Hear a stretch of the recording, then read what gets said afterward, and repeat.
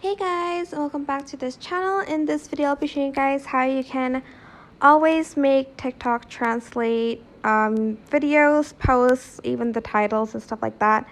So to do that, you're going to go to your profile page, which is down here, and you're going to go to the three lines up here as well, and you're going to select settings and privacy.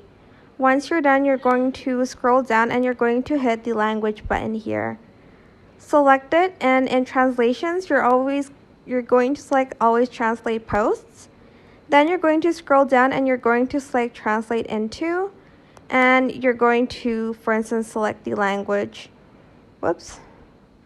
Then you're going to hit done, and I think you need to restart it, like your app, so that it will translate it. Well, I think because this one's like not a whole sentence, you can't really see the translation, but you'll be able to see the translation when you select the see translation here. So yeah, that is it. Super simple. I hope this tutorial was helpful for you guys.